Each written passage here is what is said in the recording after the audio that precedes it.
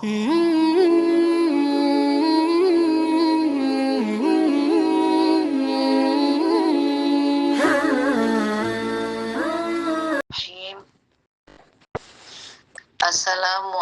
warahmatullahi wabarakatuh. Alhamdulillahirabbil alamin wa bihi nasta'in ala umurid dunya waddin. Wassalatu wassalamu ala asyrafil anbiya'i wal mursalin sayyidina Muhammadin wa ala alihi washabihi ajmain. Amma ba'du. Qala Allah ta'ala fi kitabihil karim, a'udzu billahi minasyaitonir rajim. Bismillahirrahmanirrahim. Yarfa'illahu alladhina amanu minkum walladhina utul ilma darajat.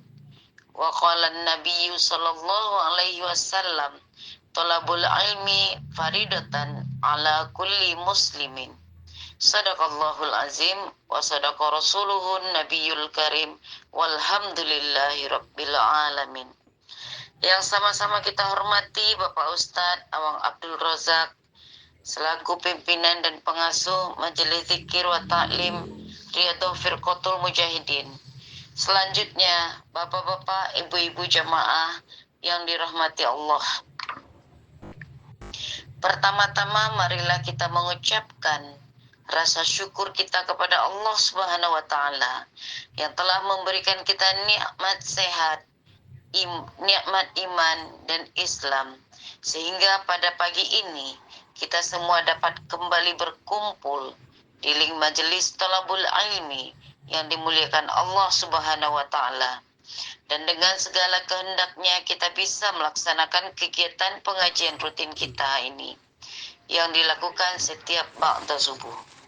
Salawat teriring salam semoga senantiasa tercurahkan atas junjungan kita Nabi besar Muhammad sallallahu alaihi wasallam beserta keluarganya, para sahabatnya, dan seluruh umat yang mencintai beliau hingga akhir zaman. Semoga kita semua akan mendapat syafaat dari Rasulullah sallallahu alaihi wasallam di yaumil akhir nanti. Amin ya rabbal alamin. Terima kasih atas kehadiran Bapak Ibu. Semoga kita senantiasa diberikan kesehatan agar dapat istiqomah mengikuti pengajian rutin ini dengan mengharapkan ridho dari Allah Subhanahu wa Ta'ala. Bapak Ibu jamaah rahimakumullah.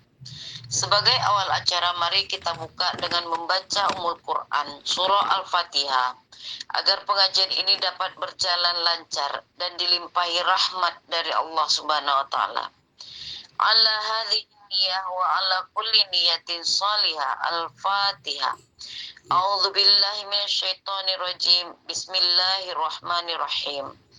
Alhamdulillahi rabbil alamin. Ar-Rahmanir Rahim. Maliki yaumiddin. Iyyaka na'budu wa iyyaka nasta'in. Ihdinas siratal mustaqim. Siratal ladzina an'amta 'alaihim ghairil maghdubi 'alaihim waladdallin.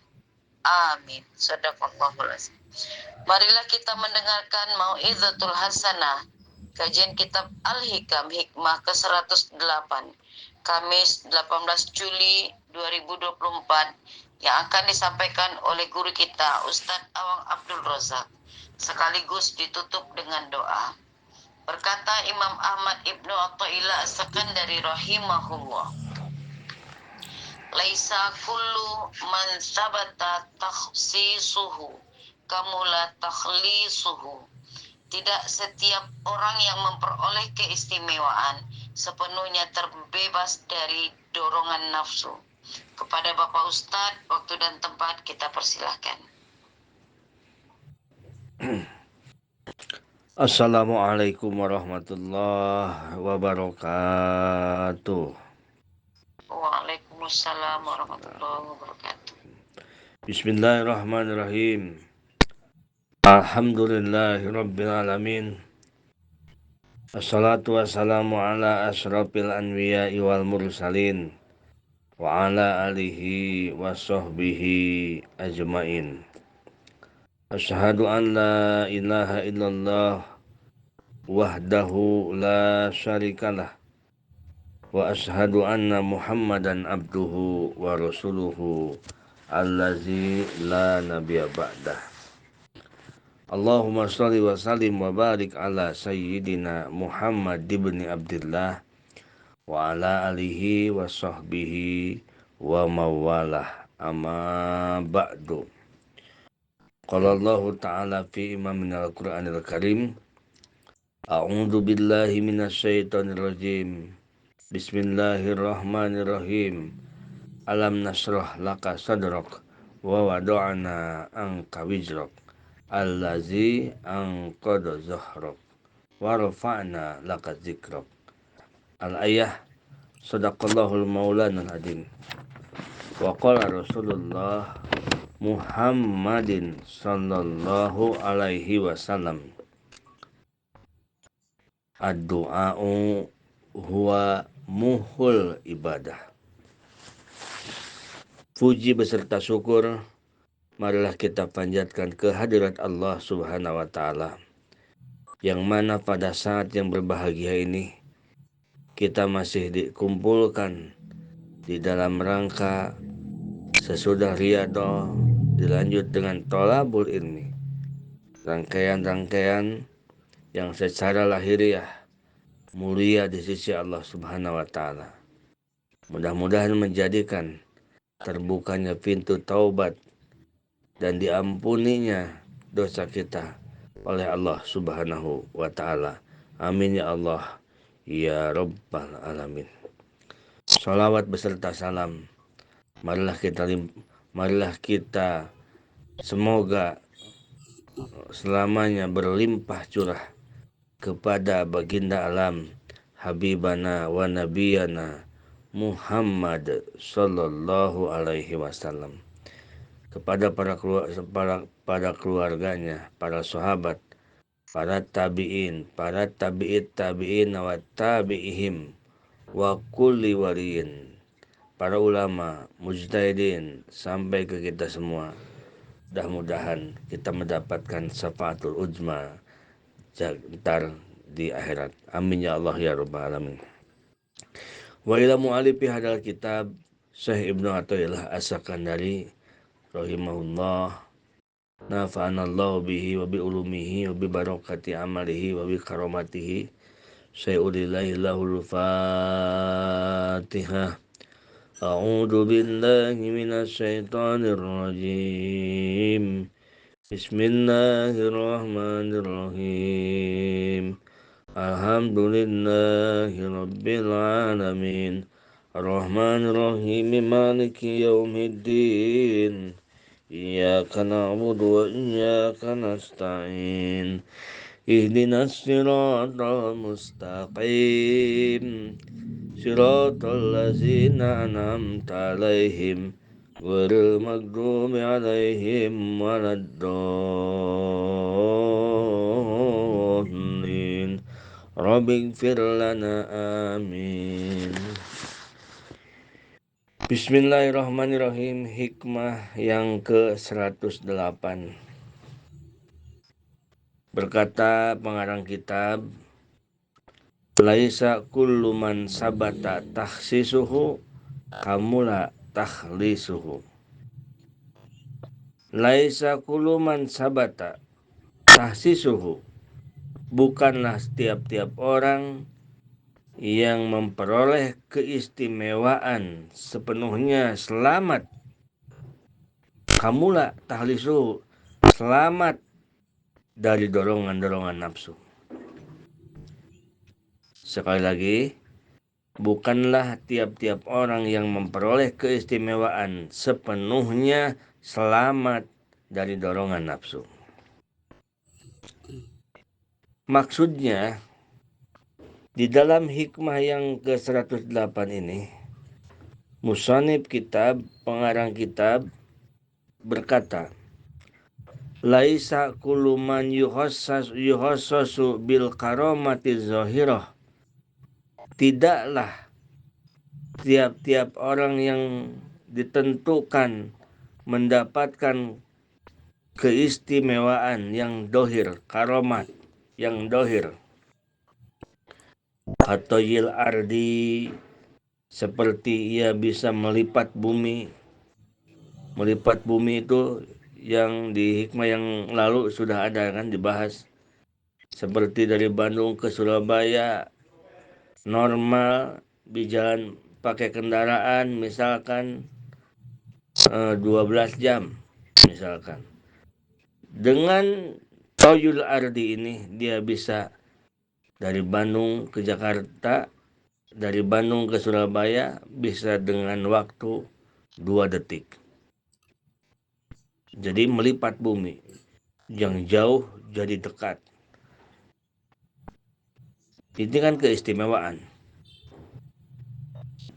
Mau ke Kalimantan, pengen ke Kalimantan, dia pengen langsung sampai ke Kalimantan. Enak kalau begitu ya. Mau ke Papua, dia pengen sekali ngelangkah, padahal ngelangkahnya di rumah, sekali ngelangkah sampai ke sana. Masya Allah luar biasa.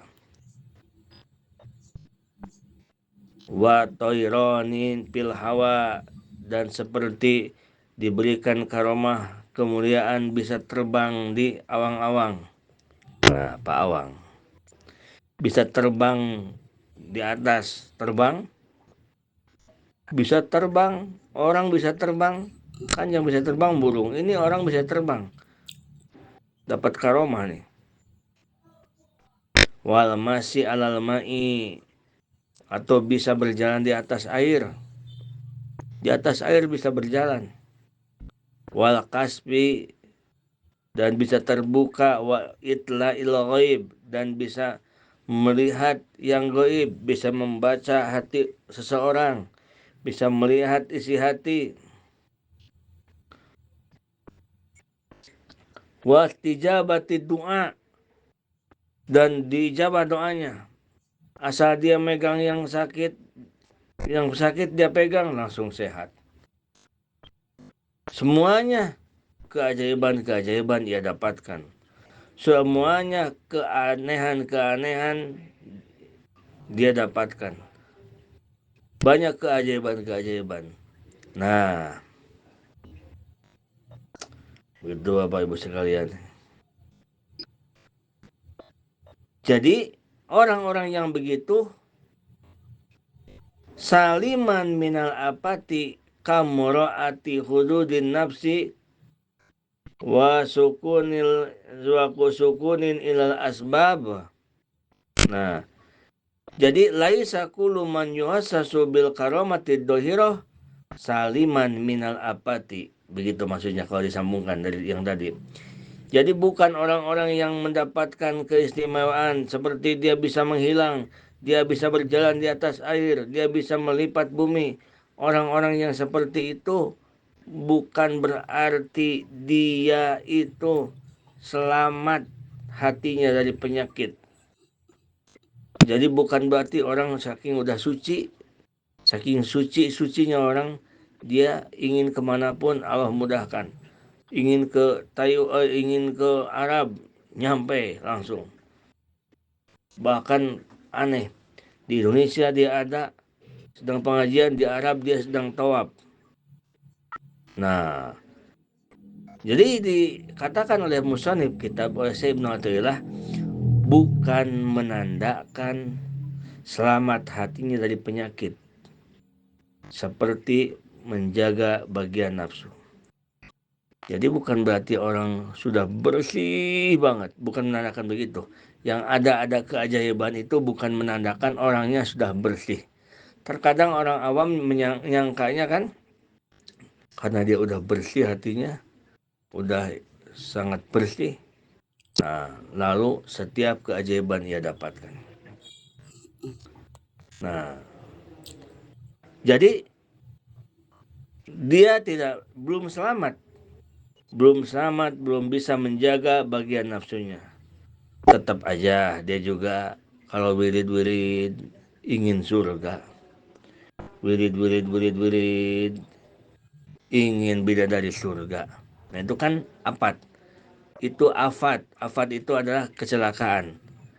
bagi seseorang yang sudah tingkatnya sudah meningkat tinggi, dia ibadah ingin surga, itu kan kecelakaan. Kenapa? Karena ibadah itu mencari ridho Allah. Surga itu akan Allah berikan kepada orang-orang yang diridhoinya. Orang-orang yang ada iman, itu udah jelas pasti masuk surga. Walaupun dia ke neraka dulu. Tetapi dalam ibadah, surga itu jangan jadi tujuan. Surga pun jangan tujuan, apalagi kalau urusan dunia. Ibadah, tahajud, tujuannya pengen kebeli tanah, pengen kebeli mobil. Murah sekali itu. Orang urusan ibadah, urusan mulia ditukar dengan urusan yang hina. Begitu. Nah, jadi jangan dikira orang yang punya karomah tadi tidak ada keinginan nafsu atau alias udah bersih orangnya. Tidak, sama saja. Coba lihat nanti. Jangan dikira hatinya selamat dari senang kepada asbab. Orang yang begitu mungkin orang-orang yang udah tidak senang uang, orang-orang yang gak suka uang kali udah bersih hatinya. Kan kadang-kadang kalau orang awam nyangkanya begitu. Udah bersih hatinya, sudah tidak ada noda-noda di hatinya, sehingga apapun yang ia inginkan tercapai. Dia ingin ke Sumatera, loncat, bisa langsung nyampe. Dia ingin kemanapun, mudah dia laksanakan atas karomah-karomah itu. Nah itu, kata Syekh Ibnu Athaillah, tidak menandakan bahwa orang tersebut selamat dia dari penyakit-penyakit hati. Wawujudil hijab, jangan dikira mereka selamat dari adanya hijab kepada Allah. Wah, orang-orang yang sudah bisa melipat bumi, yang sudah bisa menghilang, yang sudah bisa dia megang yang sakit, asal dia pegang yang sakit, dia sembuh, yang sudah minum air dia langsung sembuh, minum air dia langsung maju kehidupannya. Jangan dikira orang-orang tersebut orang-orang yang tidak terhijab dari Allah. Jangan dikira selamat dari adanya hijab, ingat kepada Allah. Maksudnya jangan dikira begini, oh itu mah orang-orang yang udah ingat terus sama Allah. Nah, jangan dikira seperti itu. Jangan dikira. Kenapa alasannya? Wa kasiru ma tadharu tilkal karomah ala ayadil mubtadiina minas salikin allazina hum yasbutu lahumul istiqamah wal ma'rifat alladzina lam yasbut lahumul istiqamah wal ma'rifat. Nah, alasannya karena kebanyakan orang-orang yang nampak karomahnya itu yaitu orang-orang yang pemula. Orang-orang pemula salikin yang belum tetap bisa istiqomah kemarifatannya, yang belum sampai terhadap ma'rifat, yang belum sampai terhadap wusul ilallah. Orang-orang yang wirid, orang-orang yang puasa, yang zikir, yang sedang latihan seperti kita dalam grup Riyadhah. Orang-orang yang sedang wirid-wirid zikir-zikir 10.000, 15.000, 20.000. Dia puasa 40 hari. Apapun dia lakukan, Riyadhah. Nah, di dalam seorang suluk. Tetapi orang yang suluk ini dia sudah taubat. Taubat benar-benar. Taubatan dohiran wabatinan. Nah, ini mereka belum sampai ke ma'rifat. Dia hanya baru sedang senang-senangnya wirid. Suruh wirid ini mau, suruh wirid ini mau. Nah,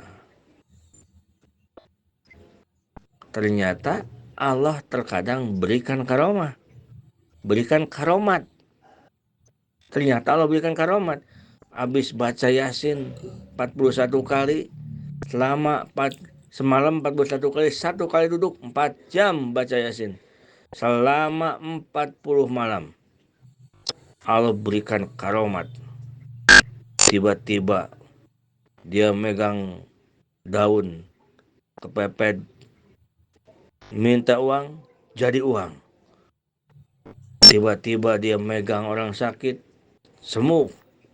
Orang yang kesurupan, sehat. Nah, kadang-kadang yang oleh Allah diberikan karomat keajaiban tersebut orang-orang mubtadiin, orang-orang yang baru berjalan, salikin baru berjalan kepada Allah Subhanahu wa taala lewat wirid-wiridnya. Gitu. Wa qad la tadharu ala ahli tamkin al-wasilin al-arifin. Dan terkadang orang yang sudah marifat benar-benar, yang sudah marifat benar-benar tidak ada karomah, tidak terlihat karomahnya. Justru yang pemula yang masih dalam perjalanan belum sampai yang suka ada karomah-karomahnya. Artinya ada orang yang soleh, takwa, bagus ibadahnya, akhlaknya bagus, tapi tidak punya karomat, tidak punya keajaiban-keajaiban.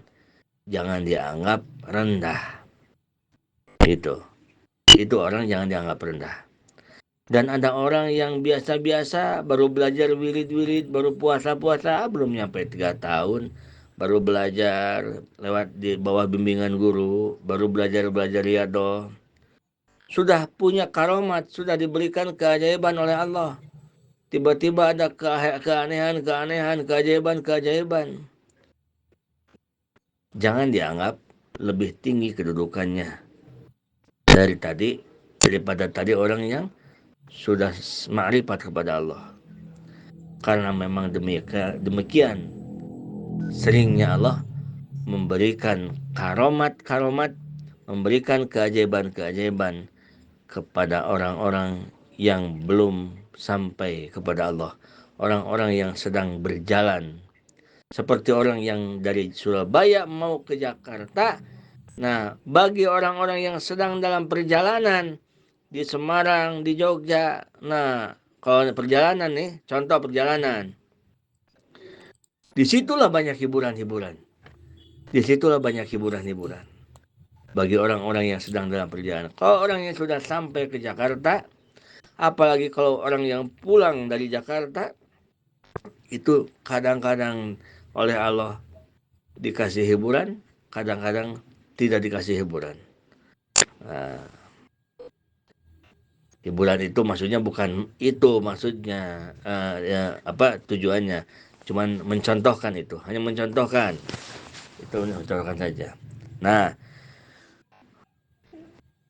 wa hikmatu duhuriha ala ayadil mubtadi'in salikin umurun. Nah, Allah memberikan keajaiban, Allah memberikan karomat kepada pemula ini, ada hikmahnya. Allah berikan kepada pemula ini ada hikmahnya. Minha, di antara hikmahnya adalah inhatuhum fil ibadati lihusuli fatrah. Nah, di antara hikmahnya adalah membangkitkan pada ibadah saat datangnya kemalasan.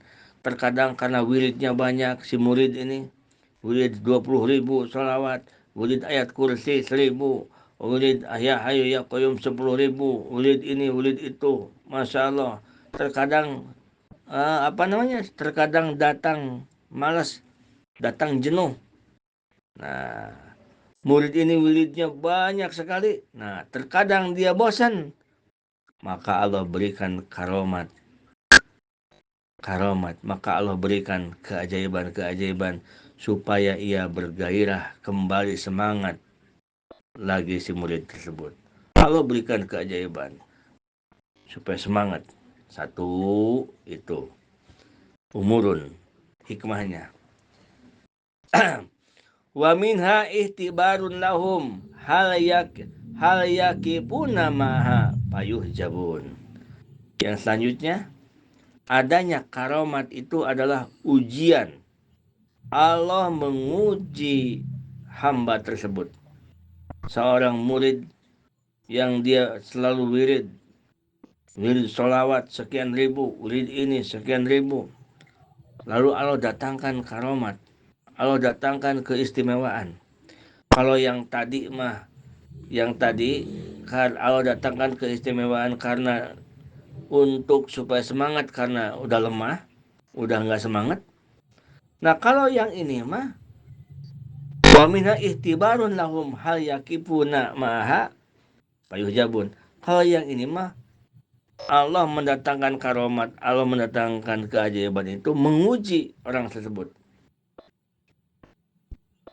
Doa diijabah, air ditiup menjadi karomah, megang yang sakit langsung sehat. Nah, terus asal dia ngobrol langsung jadi ahli wirid nih. Apakah dia akan senang di situ? Hal yakipuna ma'aha, apakah dia akan senang di situ? Dijadikan profesi, pekerjaan? Nah, maka jika tergoda, ia akan dihalangi oleh Allah untuk dapat ma'rifat kepada Allah. Sudah tidak keburu lagi wirid, nantinya itu malah sibuk niup-niupin air doa, payuh jabuna, maka dihalangi oleh Allah sehingga dia tidak sampai, tidak jadi marifat, tidak jadi ke Jakartanya, malah tinggal di Surabaya, malah tinggal di Semarang, atau tinggal di sini di jalan aja di Pekalongan atau di Cirebon karena di situ banyak hiburan. Tadinya mau berjalan mulia, dia niatnya mulia mau berjalan ke Allah dengan zikirnya, dengan wiridnya, tetapi di tengah jalan diuji oleh Allah, didatangkan karomat sehingga air ditiup jadi karomat, megang orang sakit jadi sehat, jadi kesohor, banyak orang yang nyari. Nah, minta karomah, minta keberkahannya, lalu dia senang di situ.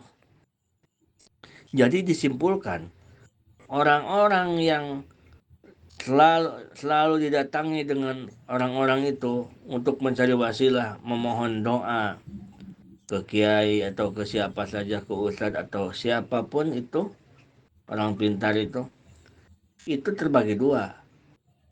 Kita contohkan ini, yang dari Surabaya, ada orang yang baru di jalan mau ke Jakarta, baru di Semarang dia berhenti karena dia ada hiburan, hiburan itu seperti tadi, hiburan itu megang orang sakit sembuh, keajaiban itu namanya hiburan. Nah, ada orang yang sudah pulang dari Jakarta, balik ke sini, balik lagi ke Surabaya, sama di jalan, tetapi dia sudah pulang dari Jakarta. Nah, atau dia sudah lama pulang dari Jakarta, bahkan dari dulu dia sudah pulang dari Jakarta, dia sedang menikmati di kampung, sedang tenang. Nah, jadi sesungguhnya yang kita harus deketin itu, yang kita harus pinta barokahnya itu adalah orang-orang yang sudah pulang dari Jakarta. Mudah-mudahan ibu-ibu paham. Ini contoh ya. Orang-orang yang sudah pulang dari Jakarta. Bagaimana sih Pak Ustadz? Maksudnya sudah pulang dari Jakarta. Maksudnya sudah wusul kepada Allah. Orang yang sudah sampai kepada Allah, sudah marifat kepada Allah. Setelah dia marifat kepada Allah, dia seakan-akan dia pulang lagi ke makhluk. Nah, kalau yang tadi orang yang baru wirid, baru belajar wirid, baru berapa setahun juga belum, 2 tahun belum, sudah diberi keajaiban. Nah, sesungguhnya kalau kita mau jujur-jujuran, kalau ibu-ibu mau mencari keberkahan adalah kepada orang-orang yang sudah usul sampai kepada Allah. Jadi timbul orang yang bikin air, doa, bikin air ini, timbul itu. Khodamnya pun terbagi dua, ada khodam jin, ada khodam malaikat. Kalau yang pulang dari sono, contoh nih, yang pulang dari Jakarta, berarti orang yang sudah makrifat, sudah wusul kepada Allah, itu sudah tidak berhubungan dengan jin. Dia pasti malaikat yang menghadaminya. Kalau orang-orang yang baru berjalan, pemula-pemula ini yang baru wirid-wirid, yang baru 40 hari puasa, terus ada keajaiban, itu tentu samar-samar bisa jadi khodamnya jin. Bisa jadi diganggu oleh jin sehingga keajaiban-keajaibannya itu dibantu oleh jin. Begitu. Kenapa? Karena dia belum sampai ke Jakarta. Karena dia belum wusul. Jadi di dalam hatinya wiridnya itu belum menjadikan sebuah marifat kepada Allah. Jadi masih gangguan-gangguan makhluk-makhluk itu. Nah, setelah kita tahu begitu, kalau kita misalkan ingin mencari barokah seorang orang soleh, pasti kita akan perhatikan. Di antaranya adalah orang-orang yang benar-benar dia, perkiraan kita, dia sudah sampai kepada Allah. Dia sudah marifat kepada Allah. Begitu. Cirinya, dia tidak banyak menceritakan dunia, dia tidak banyak menceritakan nafsu, dia selalu menceritakan tentang Allah, tentang Allah. Begitu. Nah itu. Awayanafuna anha payuqarribuna, atau ia tidak mau seperti tersebut, ia lari untuk meninggalkan karomat-karomat itu. Payuqarribuna, maka ini akan didekatkan kepada Allah. Ada lagi orang yang diberi keajaiban, diberi keistimewaan, tetapi dia tidak senang, dia lari dari keajaiban itu, dia lari menjauh. Dia pegang yang sakit, sehat yang sakit itu. Wah, karena kesohor yang sakit dipegang dia, didoakan dia sembuh. Siapa itu? Ustadz Awang itu. Jadi cerita ini udah saya alami, Bu. Udah saya alami. Sudah saya alami cerita-cerita seperti ini. Dulu waktu-waktu mubtadiin, waktu-waktu kita masih belajar wirid-wirid.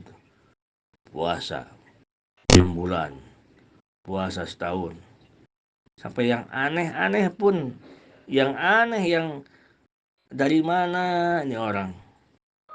Kita di Tasik, ini orang dari Jakarta, kita nggak kenal. Tahu-tahu pagi-pagi kok depan rumah kita udah mobil banyak, udah ada. Pernah itu serombongan dari Jakarta, dari Bekasi, dari ini. Pas ketemunya bareng dari Bandung. Kita belum bangun, kita lagi wirid, di luar sudah ada yang nunggu, pada sampai pada di masjid tiduran. Cuman ingin apa? Cuman ingin ketemu, minta air, bertanya gini-gini. Nah, itu adalah godaan muridin, godaan salikin. Jangan merasa bangga. Wah, itu bagus, orang pintar.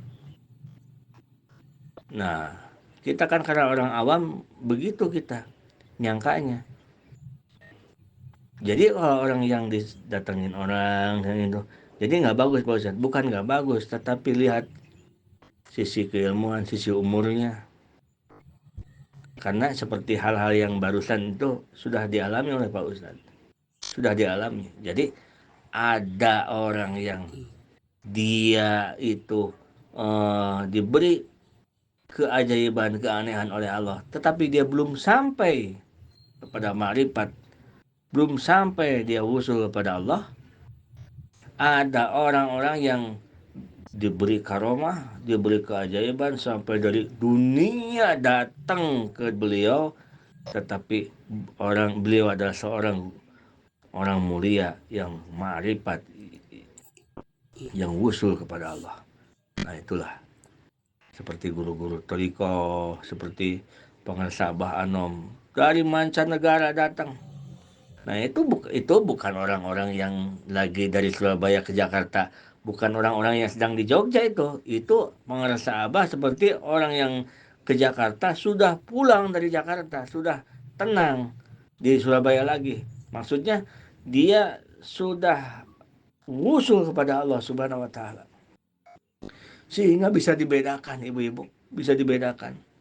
Sampai ada yang bertanya, kok minta air doa kepada Abah? Aneh katanya. Kenapa anehnya? Kalau orang-orang kan minta doa itu dibacakan di kamar. Baca Yasin dulu. Pak Ustadz minta doanya, oh iya baca Yasin dulu. Habis itu lama banget nungguin, gitu kan. Kalau pengerasa Abah Anom, karena banyak orangnya yang antri kan. Pengerasa Abah cuma begini doang tangannya. Jadi si air itu ditempel-tempelin ke tangannya. Set, set, air lewat lagi, seret lagi, air lewat lagi, seret lagi. Kata ibu-ibu, bapak-bapak yang awam pasti bertanya, kapan berdoanya itu? Nah, jadi ibu-ibu bapak sekalian, seorang ustadz, seorang kiai yang dipinta doa, dipinta air doa misalkan dengan seseorang, itu sesungguhnya dia membaca Yasin, dia membaca ini ingin menghadirkan agar hatinya hadir dengan Allah, agar hatinya bisa musyahadah, agar hatinya bisa ma'rifat, bisa wusul kepada Allah. Tetapi kalau seorang guru mursyid seperti Abah Anom, dia orang tiap detik aja dia tidak pernah lupa dengan Allah. Begitu air datang, Allah, Allah, Allah. Terus datang lagi orang, Allah. Seperti begitu orang-orang yang mulia itu seperti itu. Beda dengan kita. Kita kan udah baca Yasin 3 kali juga boro-boro jadi ingat ke Allah.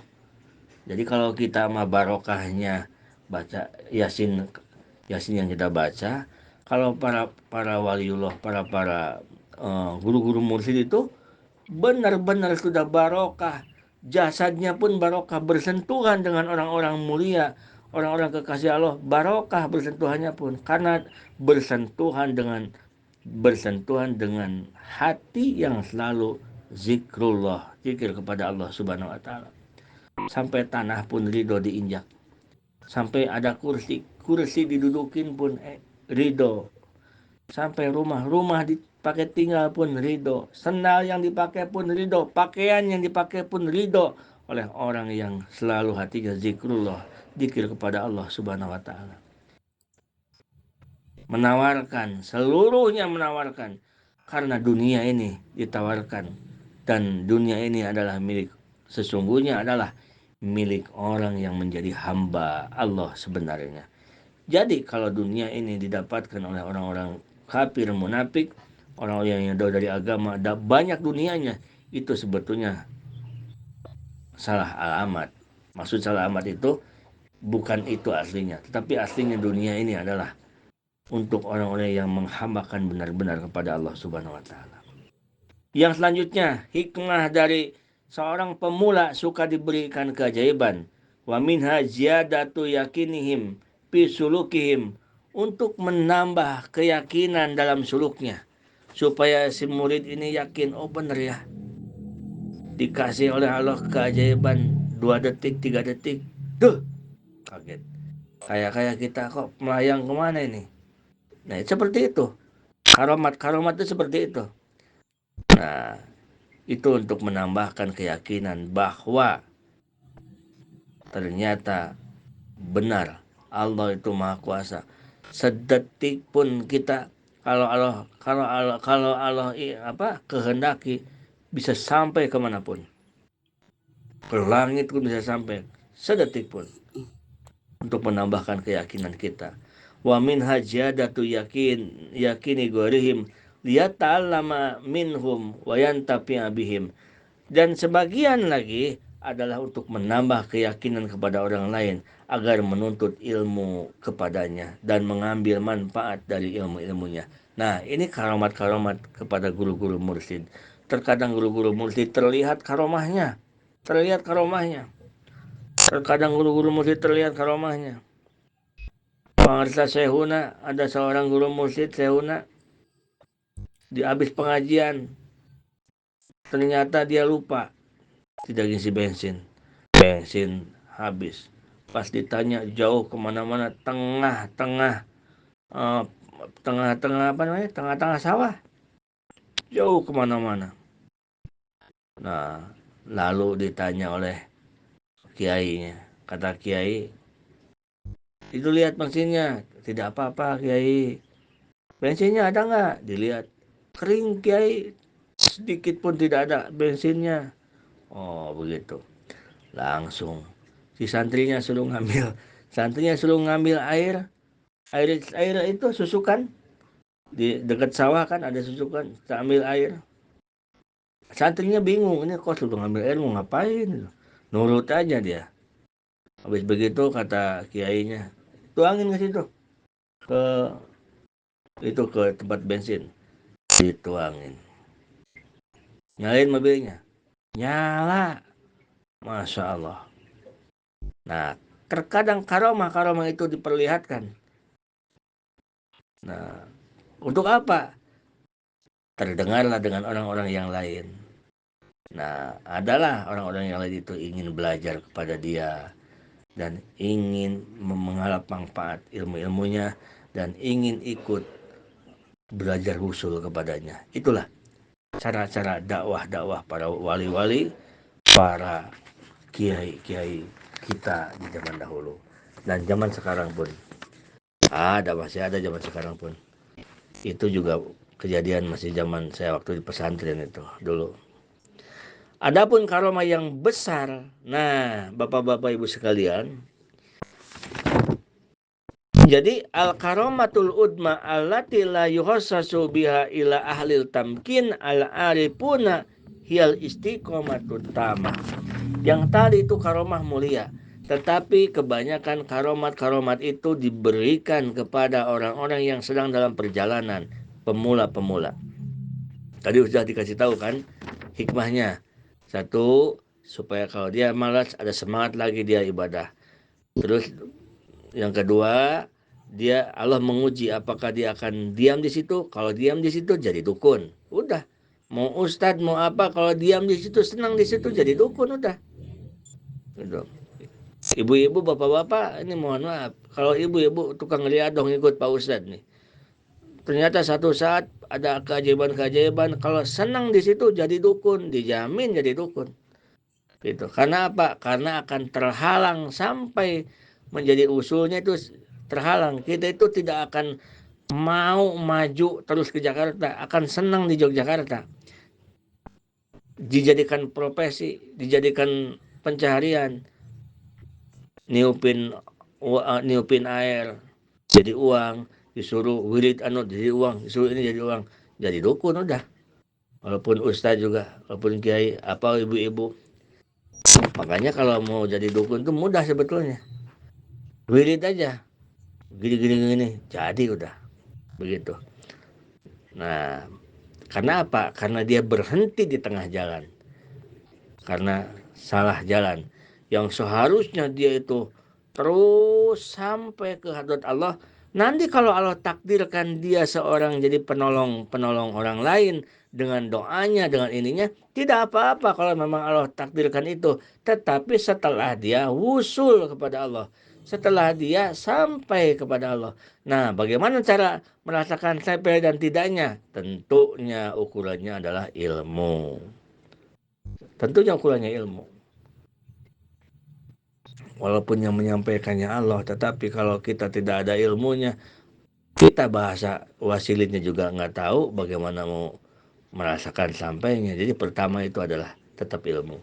Ini adalah ilmu yang mengajarkan tentang kita agar ibadah kita sampai kepada Allah.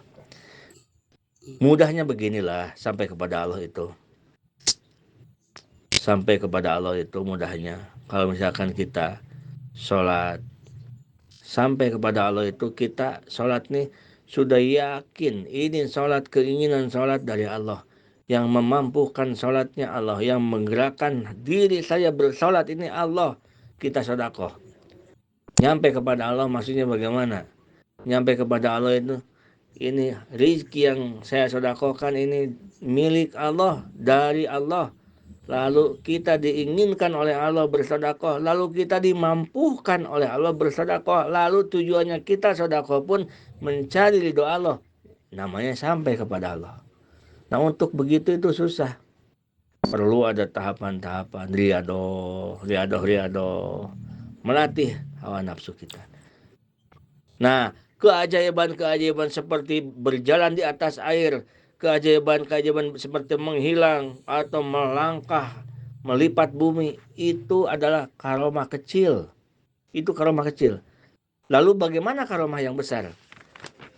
Adapun karomah yang besar yang Allah berikan kepada orang-orang yang sudah mantap ma'rifatnya, yaitu istiqomah yang sempurna. Kalau karomah-karomah tadi itu orang kafir juga bisa, bukan muslim juga bisa, orang indigo juga bisa. Seperti begitu mah, bisa menebak keadaan, bisa ini, bisa itu mah orang kafir juga bisa. Nah, tetapi makanya itu disebut keistimewaan kecil. Kalau keistimewaan yang besar, yang luar biasa, yang sempurna, istimewanya adalah istiqomah yang sempurna.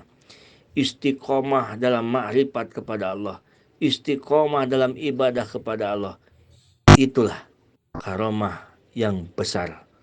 Al istiqomatu khairun min alfi karomah. Istiqomah itu lebih bagus daripada 1000 karomah. Itu. Bahkan dalam kita ibadah pun jangan mencari karomah, tetapi carilah agar kita istiqomah. Karomah yang agung, karomah yang besar, keistimewaan yang besar, selalu dalam kondisi takwa, dohir dan batin kepada Allah Subhanahu wa Ta'ala. Ini hanya diberikan Allah untuk orang-orang istimewa. Dalam keadaan susah, selalu ingat Allah. Senang, selalu ingat Allah. Keadaan orang banyak dengan orang banyak, selalu ingat Allah. Walaupun jasanya bersama orang, hatinya bersama Allah. Tidak robah-robah hatinya, selalu ingat kepada Allah. Dalam sendiri ia ingat terus kepada Allah.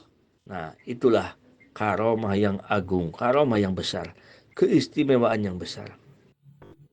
Warabul hijab, orang-orang yang bisa mendengar sesuatu. Dia mendengar suara, hakikatnya dia mendengar seruan Allah.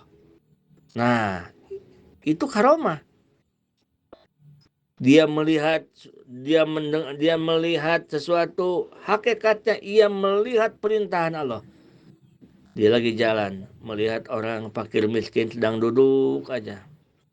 Itu hakikatnya adalah ada pembicaraan, ada sesuatu yang di alam maknawi, ada perintah Allah. Seakan-akan dirinya diperintah, wahai hambaku, engkau diciptakan olehku untuk ibadah kepadaku. Dan ibadah itu ada hablum minallah, ada hablum minan nas. Sekarang di depanmu adalah ada hamba aku yang sedang terpuruk, yang fakir. Apakah engkau akan menolongnya? Tanda tanya di situ. Jadi orang yang hatinya dibukakan ke situ, melihat orang fakir miskin, merasa dia diperintah oleh Allah untuk membantunya. Mendengar adaan Allahu Akbar, merasa benar-benar sedang dipanggil oleh Allah.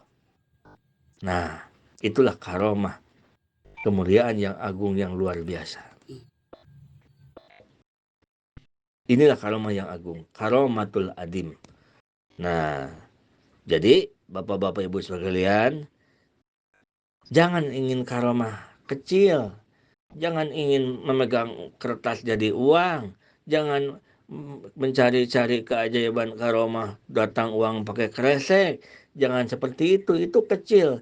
Tetapi kita itu, yang kita inginkan adalah sampai kepada Allah Subhanahu wa Ta'ala. Tidak sulit Allah memberikan. Wa ma zalika 'alallahi bi'aziz. Tidak ada kesulitan bagi Allah untuk menjadikan seseorang ma'rifat kepada Allah. Tidak ada kesulitan bagi Allah untuk menjadikan seseorang bisa wusul kepada Allah. Lihat para sahabat, Abu Bakar Siddiq, sahabat Umar, sahabat Utsman, dia masuk ke dalam Islam, langsung benar-benar Islamnya. Tidak melalui ngaji dulu hikam, ini nggak ada. Sahabat Fudel bin Iyad, tidak dia mengaji ilmu dulu, tetapi setelah jika Allah kehendaki jadi seorang waliullah, mendengar ayat suci Al-Quran, diberi hidayah, langsung jadi waliullah, walinya Allah Subhanahu wa Ta'ala. Nah, kesimpulannya ibu-ibu bapak-bapak sekalian, kita jangan keliru. Kita harus bisa membedakan mana orang-orang yang sedang diuji, sedang dalam perjalanan, ya banyak keanehan-keanehan, mana orang-orang yang benar-benar sudah dimuliakan oleh Allah Subhanahu wa taala. Hadanallahu wa iyyakum ajmain. Assalamualaikum warahmatullahi wabarakatuh.